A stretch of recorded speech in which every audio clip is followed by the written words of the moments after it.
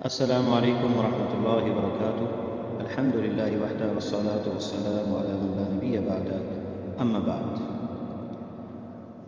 آج کا جو لیکچر ہے وہ موجبات الغسل، کن چیزوں سے غسل واجب ہوتا ہے اور کس عمر کے اندر۔ مرد اور عورت جو ہے ان پر کب غسل واجب ہوتا ہے؟ جب بالغ ہو جائیں تو اس کے بعد جو ہے یہ سن تکلیف جو ہے، بندہ مکلف ہو جاتا ہے، عورت بھی۔ آپ سے درخواست ہے اگر آپ اس چینل پر نئے ہیں تو ہمارے اس چینل کو سبسکرائب کر کے گھنٹی کے بٹن کو دبا دیں تاکہ آپ اس طرح کی مزید ویڈیوز حاصل کرتے رہیں۔ اور مرد بھی بلوغت کے بعد۔ تو موجبات الغسل میں سب سے پہلے جو چیز ہے وہ ہے منی کا نکلنا شہوت کے ساتھ جاگتے ہوئے۔ اللہ تعالیٰ کا فرمان ہے وَإِن كُنتُمْ جُنُبًا فَاطَّهَّرُوا، اگر تم جنبی حالت میں ہو تو بس پاکیزگی کو اختیار کرو۔ اور نبی علیہ السلام کا فرمان اذا فضخت الماء ای خرج منک بشدہ، اگر پانی نکلا ہے بندے کے ذکر سے فاغتسل، پس غسل کرو۔ یہ ابو داؤد کے اندر روایت ہے، اور یہ جمہور اہل علم جو ہے ان کا مذہب ہے، اور وہ شرط لگاتے ہیں کہ شہوت کے ساتھ تدفق، یعنی کہہ لیں کہ جھٹکے کے ساتھ نکلے اور شہوت کے ساتھ نہ نکلے۔ دوسرا ہے کہ خروج المنی فی المنام بشہوہ اور بغیرہا، دوسرا موجب یہ ہے کہ خواب کے اندر یا نیند کے اندر جو ہے شہوت سے نکلے یا بغیر اس کے نکلے، اسے احتلام کہتے ہیں۔ اور وہ حدیث ہے اس کی دلیل ام سلمہ رضی اللہ تعالی عنہا کی ان ام سلیم قالت یا رسول اللہ ان اللہ لا یستحی من الحق فهل علی المرأة غسل اذا احتلمت قال نعم اذا رأت الماء، رواه شیخان۔ تو یہ بخاری اور مسلم میں حدیث ہے۔ ام سلیم کہتے ہیں اللہ کے رسول، اللہ حق سے شرم نہیں کھاتا، تو کیا عورت پر غسل ہے اگر اسے احتلام ہو جائے؟ تو آپ نے کہا ہاں، اگر وہ پانی کو دیکھے۔ تو یہ مرد اور عورت اس میں سوا ہیں، برابر ہیں دونوں۔ اگر صبح اپنے کپڑوں کو گیلا دیکھیں اور احتلام ہوا ہو، بلوغت کے بعد ہی یہ سب کچھ ہوتا ہے، تو پھر ان پر غسل واجب ہوگا۔ اسی طرح دونوں شرمگاہوں کا آپس میں ملنا، جس میں جو ہے شرمگاہیں آپس میں مل جائیں، آپس میں دونوں، اگرچہ انزال نہ ہو اور فراغت نہ ہو، نبی علیہ السلام کا فرمان ہے اذا جلس بین شعبها الاربع ثم جهدها فقد وجب الغسل۔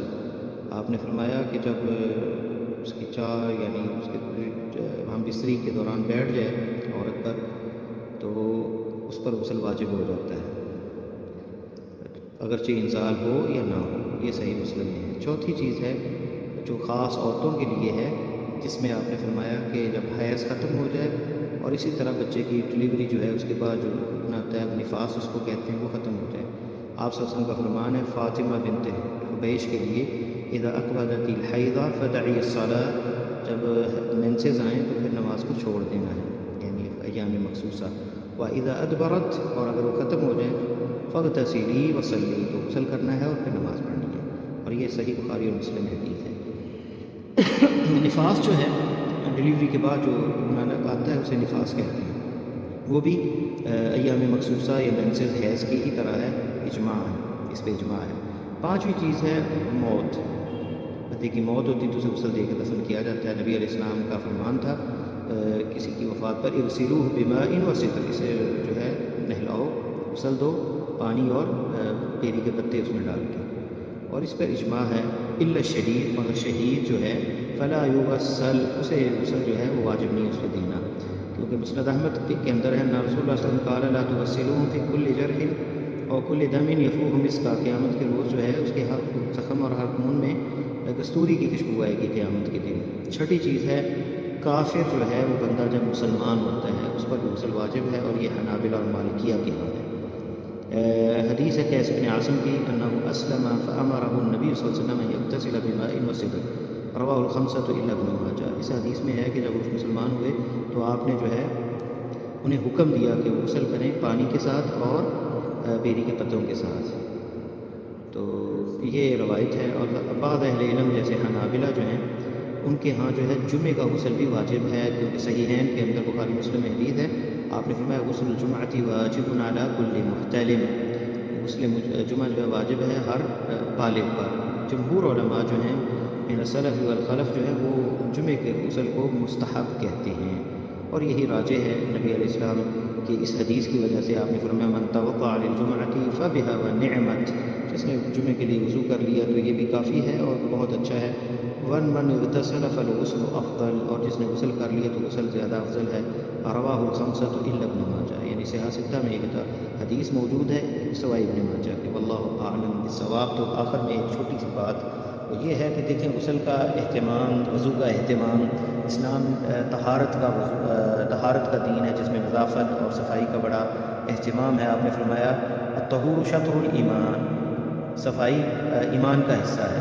لیکن ہماری قبروں پر، مزاروں پر لوگ گندے بال، لمبے لمبے بال، ملنگ اور مہینہ مہینہ غسل نہیں کرتے، یا اللہ کا ورد کرتے لوگ ہمیں روڈوں میں ملتے ہیں گھنگرو پہنے ہوئے، تو ان کا اسلام سے کوئی تعلق نہیں۔ وہ ایسے بھی جاہل ہیں، کلمے کا ترجمہ ہی پوچھ لیں وہی نہیں آئے گا، نماز سن لیں وہ نہیں آئے گی، تو یہ اللہ کے ولی نہیں ہو سکتے۔ اور بندہ ان سے ڈرنا بھی نہیں چاہیے۔ وہ زبردستی لوگوں سے پیسے اینٹتے ہیں اور کہتے ہیں کتنے دو ورنہ یہ ہو جائے گا تمہارا، وہ ہو جائے گا، لوگ ڈرتے دے دیتے ہیں کہ بابا جی کی جو ہے بد دعا لگ جائے گی۔ تو ایسے لوگ جو ہیں وہ بہروپی ہیں، یہ اسلام میں ایسے جو ہے وہ اللہ کے ولی نہیں ہو سکتے، چاہے وہ ننگے پاؤں جو ہے 1 سال اللہ کا ورد کرتا رہے اور جنگلوں میں گھومتا رہے، جب تک وہ نماز نہیں پڑھے گا، طہارت کا انتظام نہیں کرے گا، شریعت کی پابندی نہیں کرے گا، وہ اللہ کے ہاں جو ہے مجرم ہی ٹھہرایا جائے گا۔ تو یہ لوگ پاگل ہیں، مجذوب ہیں، ان کی اصلاح کی جائے، ان کو اچھے طریقے سے اگر عقل اور شعور ہو تو انہیں سمجھایا جائے کہ یہ طریقہ صحیح نہیں، صحیح طریقہ دین کا جو ہے وہ ہے جو اللہ کے نبی صلی اللہ علیہ وسلم لے کے آئے اور صحابہ، ان میں کوئی بھی ایسا مجنون نہیں ہوا اللہ کی محبت میں یا اللہ کے رسول کی محبت میں۔